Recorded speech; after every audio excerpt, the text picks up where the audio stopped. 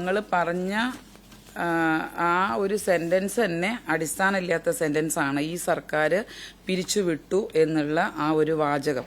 കാരണം ഈ കഴിഞ്ഞ മാർച്ച് 31-നാണ് അവരെ പിരിച്ചുവിട്ടിട്ടുള്ളത്. 31-ന് UDF സർക്കാർ അധികാരത്തിലേറിയിട്ടില്ല. നിങ്ങളെല്ലാവരും ഞങ്ങളുടെ സത്യപ്രതിജ്ഞ കണ്ടിട്ടുള്ളതാണ്. എന്നാണ് ഈ സർക്കാർ അധികാരത്തിൽ കയറിയത് എന്നുള്ളത് മെയ് മാസം 18-ാം തീയതിയാണ് സത്യപ്രതിജ്ഞ നടന്നത്.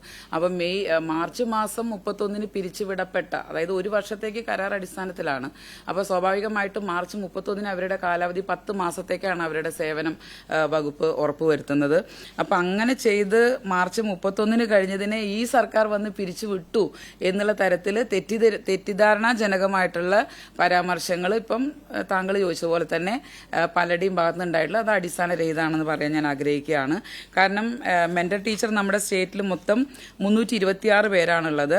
അതിൽ അട്ടപ്പാടിയിൽ 26 പേരും, പാലക്കാട് 30 പേരും, നിലമ്പൂർ മേഖലയിൽ 29, അതുപോലെ മാനന്തവാടി 90, സുൽത്താൻ ബത്തേരി 77, കൽപ്പറ്റ 74. ടോട്ടൽ നമ്മുടെ കേരളത്തിൽ ഒട്ടാകെ നോക്കിയാലും 326ഓളം മെന്റർ ടീച്ചേഴ്സാണുള്ളത്. അപ്പം അത് ഈ കുട്ടികളെ നമ്മളിപ്പം ഈ വർഷത്തെ നിങ്ങൾക്ക് എല്ലാവർക്കും അറിയാം, തെരഞ്ഞെടുപ്പ് നടന്ന ഒരു വർഷമാണ്.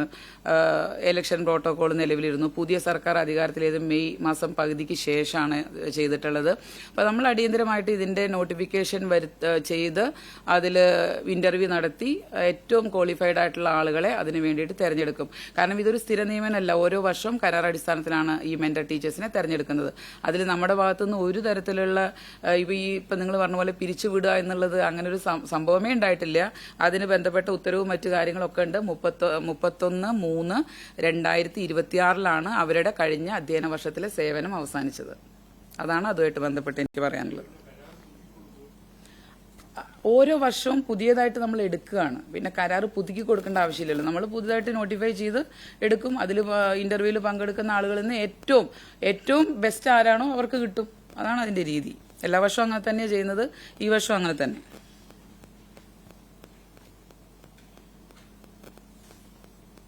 അപ്പൊ ഈ പിരിച്ചുവിട്ടു എന്നുള്ളത്